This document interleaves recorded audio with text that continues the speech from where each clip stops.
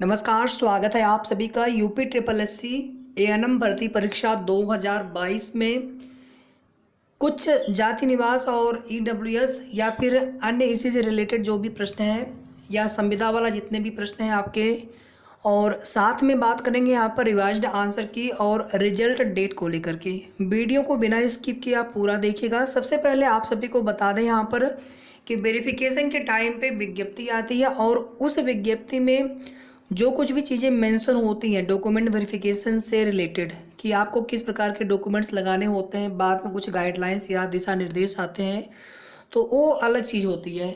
लेकिन जब फॉर्म भरा जाता है तो उस समय जो कुछ भी आपको डिटेल्स फॉर्म में भरनी होती है या जो कुछ भी प्रमाण पत्र उस समय तक अर्हता के रूप में या फिर जो आप उसमें आरक्षण या विशेष आरक्षण श्रेणी की छूट का दावा करते हैं या दिव्यांग या फ्रीडम फाइटर या जो कुछ भी आप चीज़ें उसमें लगाते हैं, वे सभी डॉक्यूमेंट्स आपके पास उस समय तक अवेलेबल रहने चाहिए, लास्ट डेट फॉर्म भरने की अंतिम तिथि तक।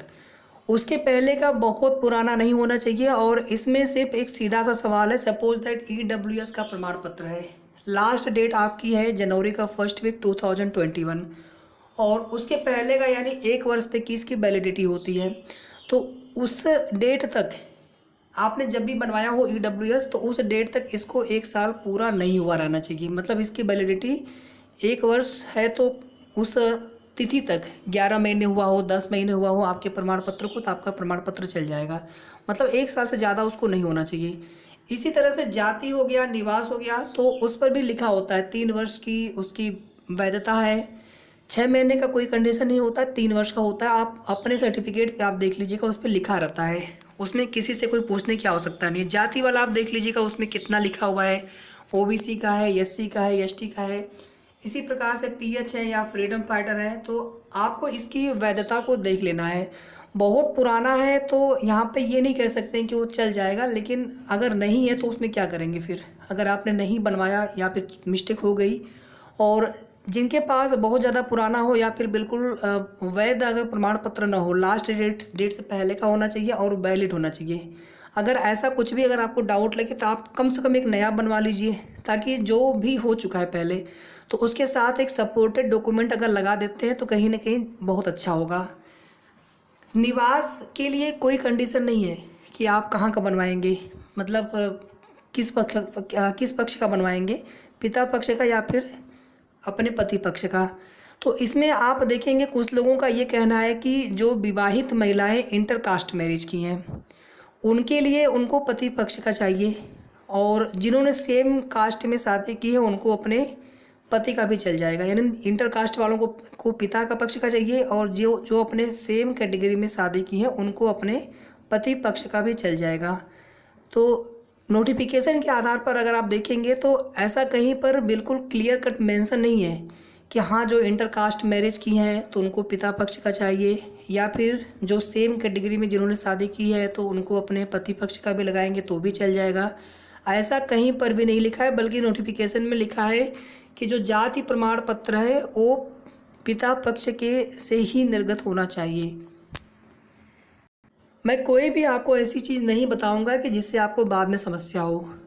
मान लीजिए किसी के शादी 10 साल 15 साल पहले हुई होगी, या कई सारे दिक्कतें होती कि सभी जो डॉक्यूमेंट्स हैं पिता पक्ष पति साइड का है, तो हम एक डॉक्यूमेंट जो है अपना जाति किस आधार पे बनवाएंगे, पिता पक्ष का, ये भी समस्या होती है। जैसे आधार कार्ड है या फिर वोटर आईडी कार्ड है, सब हमारे पति पक्ष का है, तो हम अपना जाति प्रमाण पत्र अपना पिता पक्ष का कैसे बनवाएं। तो उसमें जो पुराने डॉक्यूमेंट्स होते हैं उसके आधार पर चीज़ें वहाँ पे लगानी होती हैं। और मान लीजिए फॉर्म भरने के समय आप अविवाहित थी, बाद में आप विवाहित हुए, तो उनके लिए तो कोई दिक्कत ही नहीं है, आपने पिता पक्ष का लगाया होगा तो फिर तो आपका वैसे भी चल जाना है, तो उनको तो पूछने की आवश्यकता ही नहीं है। कैटेगरी अगर आपने फॉर्म में सही भरी है तो एडमिट कार्ड पे ओबीसी एससी एसटी वाले लिखे हुए आ रहे थे, लेकिन ईडब्ल्यूएस वाला लिखा हुआ नहीं आ रहा था, तो उससे आपको परेशान होने की आवश्यकता नहीं है। निवास आपका उत्तर प्रदेश का निवास प्रमाण पत्र होना चाहिए, इसमें पिता या पति का ऐसा कुछ मेंशन नहीं है। आपने जो निवास फॉर्म भरने में लगाया होगा उसी निवास उसी एड्रेस का आपको निवास प्रमाण पत्र लगाना होगा। चलिए हम आपको सीधे नोटिफिकेशन दिखाते हैं। दिव्यांगजन को आरक्षण दिए जाने हेतु कोई चिन्हांकन नहीं किया गया है। यहाँ पर देखिए इस विज्ञापन में सभी पद महिलाओं के लिए आरक्षित है। महिला आरक्षण के ये आपका नोटिफिकेशन है एएनएम का के अंतर्गत महिलाओं को शासनादेश संख्या ये हो गया दिनांक 26/2/1999 यथा संशोधित कार्मिक अनुभाग 2 के शासनादेश संख्या 39 और रीट हो गया 2 और आप 2029 दिनांक 26 जून 2019 में विहित व्यवस्थाओं के अनुसार आरक्षण अनुमन्य होगा। महिलाओं को प्रदत्त उक्त आरक्षण माननीय उच्च न्यायालय के आदेश दिनांक 16/1/2019 के विरुद्ध उत्तर प्रदेश शासन द्वारा दायर विशेष अपील डी संख्या 475 और 2019 में माननीय न्यायालय द्वारा माननीय न्यायालय द्वारा पारित होने वाले अंतिम निर्णय के अधीन होगा। उत्तर प्रदेश की महिला अभ्यर्थियों को उन श्रेणियों में रखा जाएगा जिनसे वे संबंधित हैं। उत्तर प्रदेश की महिला अभ्यर्थियों के मामले में पिता पक्ष से निर्गत प्रमाण पत्र ही मान्य होगा। अब यहाँ पे आप हमें स्वयं बताएं कि यहाँ पर कैसे पता चले कि अभी हम आपको कुछ और भी इसमें दिखाएंगे सपोर्टिंग पॉइंट्स कि उनसे कैसे पता चले कि इंटरकास्ट मैरिज के लिए आपका पिता पक्ष वाला चाहिए और अगर आपने सेम जाति में विवाह की है तो फिर आपको पति पक्ष वाला भी चल जाएगा। इसको हम कैसे समझेंगे यहाँ पर, चलिए यहाँ पे देखिए आप उत्तर प्रदेश के अनुसूचित जाति या जनजाति, आप इसी में ओबीसी भी ऐड कर लीजिए क्योंकि सेम वही चीज़ें कॉपी पेस्ट है, केवल यहाँ पर ये एससी एसटी के लिए और ये ओबीसी के लिए सेम चीज़ें हैं दोनों में। जैसी भी स्थितियों की श्रेणी में आने वाले व्यक्ति के पुत्र या पुत्री, मतलब आपके जो पिता हो गए आप उनकी पुत्री हैं तथा वह स्वयं उनका परिवार सामान्यतया उत्तर प्रदेश में निवास करता हो को ही आरक्षण का लाभ अनुमन्य होगा। ध्यान दीजिएगा यहाँ पर पति से मतलब नहीं है। मान लीजिए आपके पिता मध्य प्रदेश के हैं और आपके पति उत्तर प्रदेश के हैं तो पति के निवास के आधार पर या फिर पति के जाति के आधार पर आपको आरक्षण या फिर निवास आरक्षण का फायदा नहीं मिलेगा। इसको आप बिल्कुल क्लियर कट समझ लीजिए, यहाँ पर स्पष्ट लिखा है तो यानी इंटर कास्ट में तो आपका पति वाला चलना ही नहीं है, वो तो बिल्कुल कन्फर्म हो चुका है। ऐसी महिला अभ्यर्थी का जाति प्रमाण पत्र जिसमें उनके उत्तर प्रदेश के अनुसूचित जाति जनजाति या ओबीसी भी इसमें आप ऐड कर लीजिए क्योंकि नीचे बिल्कुल वही सेम चीज़ें हैं, केवल यहाँ पे ओबीसी या एससी एसटी के लिए की श्रेणी में आने वाले व्यक्ति के पत्नी होने का उल्लेख है, मतलब अपने पति के नाम का आपने डॉक्यूमेंट बनवाया है, मान्य नहीं होगा। अर्थात उन्हें इस आरक्षण का लाभ उनके पिता पक्ष के आधार पर ही अनुमन्य होगा। अब यहाँ पर ध्यान से देखिए आप, ऊपर के 2 लाइन में ये लिखा है कि उत्तर प्रदेश का निवासी होना चाहिए आपको मूल रूप से, यानी आपका जो आपके पिता का एड्रेस यानी मूल निवासी उत्तर प्रदेश के होंगे तो ही आपको आरक्षण का लाभ मिलेगा, पहली चीज़। दूसरी चीज़ ये है कि आपके अपने पति वाला जो डॉक्यूमेंट्स आप लगाएंगे जाति प्रमाण पत्र वो मान्य नहीं किया जाएगा। और अब देखिए इसमें ईडब्ल्यूएस के जो होंगे अब वो भी पूछेंगे कि हमारे लिए क्या प्रावधान है। तो ईडब्ल्यूएस में तो इसका मतलब है कि आप सामान्य वर्ग से हैं और इकोनॉमिकली वीकर सेक्शन से, तो मान लेते हैं आप ओबीसी एससी से आप बिलोंग करते हो, आपने जनरल से किसी से विवाह किया हो, आपके पति सामान्य वर्ग के हो, तो वहाँ पे आप फिर पति के तरफ का अगर आप लगाते हैं ईडब्ल्यूएस तो फिर आपके लिए भी सेम रूल लागू होगा कि आपको भी ईडब्ल्यूएस का फ़ायदा नहीं मिलेगा, बल्कि आपके जो पिता वाली जो जाति होगी उस जाति का आपको जाति प्रमाण पत्र आपको लगाना होगा, तब जा करके आपको आरक्षण का लाभ मिलेगा। साथ ही साथ आपके पिता का मूल निवास स्थान उत्तर प्रदेश होना चाहिए, मतलब आपका निवास स्थान मूल रूप से उत्तर प्रदेश, यानी पति के आधार पर आपका निवास स्थान डिसाइड नहीं होगा जाति प्रमाण पत्र के लिए। अगर आपको चीज़ें समझ में आ गई हो तो बहुत अच्छा है, अगर आपको नहीं समझ में आया हो तो बस आप इतना समझ लीजिए कि आपने पहले जो भी डॉक्यूमेंट्स बनवा रखे हैं पिता या पति वाला, तो अभी वर्तमान में अगर पिता वाला बनवा लें आप, क्योंकि देखिए जो उसमें यूपी ट्रिपल एस सी के वेरिफिकेशन होते हैं भर्तियों में, अब उसमें वो लोग कौन सा रूल फॉलो करते हैं एग्जैक्टली हर डॉक्यूमेंट वेरिफिकेशन के लिए, बिल्कुल वहाँ पे ये नहीं कह सकते कि आप, क्योंकि ये ऐसी भर्ती है जहाँ पर केवल महिलाएं हैं, इसमें पुरुष हैं नहीं, तो बहुत तरह के यहाँ पे परिवर्तन भी देखने को मिल सकते हैं। और ये हो सकता है बिल्कुल कि अगर आपने सेम कास्ट में शादी की हो तो आपको आपके पति वाला भी चल जाए, अगर आपने इंटर कास्ट किया हो तो फिर तो आपको पिता वाला ही देना होगा। लेकिन नोटिफिकेशन के अनुसार ऐसा कहीं समझ में नहीं आ पा रहा है कि अगर आपने सेम जाति में विवाह किया हो तो आपका पति वाला चल जाएगा, ऐसा कहीं मेंशन नहीं है, तो इसलिए मैं आपको बिल्कुल श्योर होकर के ये चीज़ नहीं कह पा रहा हूँ। बाकी जो लोग दावा कर रहे हैं तो उन्हें थोड़ा सा ज़रूर कंफर्म कर लेना चाहिए अपने स्तर से, क्योंकि एक भी छोटी सी जानकारी कहीं ना कहीं आप लोगों के लिए नुकसानदायक होगी, वो तो अपना बता के चले जाएंगे। यहाँ पर भी आप देख सकते हैं जो भी आरक्षित वर्ग के अभ्यर्थी हैं उत्तर प्रदेश राज्य के मूल निवासी नहीं है, उन्हें आरक्षण का लाभ नहीं मिलेगा, उन्हें अनारक्षित श्रेणी में माना जाएगा।